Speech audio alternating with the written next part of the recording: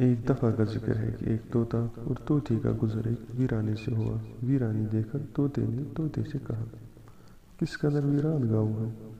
طوطے نے کہا، لگتا ہے یہاں کسی الو کا گزر ہوا ہے۔ جس وقت طوطا اور طوطی باتیں کر رہے تھے، عین اسی وقت ایک الو بھی وہاں سے گزر رہا تھا۔ اس نے طوطے کی بات سنی اور وہاں رک کر ان سے مخاطب ہو کر بولا، تم لوگ اس گاؤں میں مسافر لگتے ہو، آج رات تم لوگ میرے مہمان بن جاؤ، میرے ساتھ کھانا کھاؤ۔ الو کی محبت بھری دعوت سے طوطے کا جوڑا انکار نہ کر سکا اور انہوں نے الو کی دعوت قبول کر لی۔ کھانا کھا کر جب انہوں نے رخصت ہونے کی اجازت چاہی تو الو نے طوطے کا ہاتھ پکڑ لیا اور کہا، تم کہاں جا رہی ہو؟ طوطی پریشان ہو کر بولی، یہ کوئی پوچھنے کی بات ہے؟ میں اپنے خاوند کے ساتھ واپس جا رہی ہوں۔ الو یہ سن کر ہنسا اور کہا، یہ تم کیا کہہ رہی ہو، جبکہ تم میری بیوی ہو؟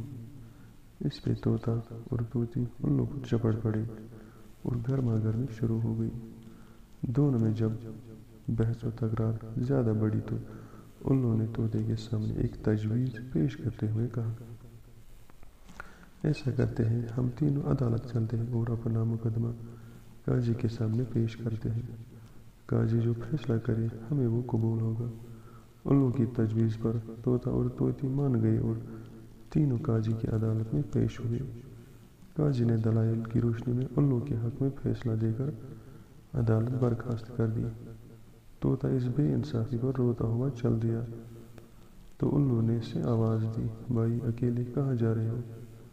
اپنی بیوی کو تو ساتھ لیتے جاؤ۔ طوطے نے حیرانی سے الو کی طرف دیکھا اور بولا، اب کیوں میرے زخموں پر نمک چھڑک رہے ہو؟ یہ اب تمہاری بیوی ہے، عدالت نے تو اسے تمہاری بیوی قرار دیا ہے۔ الو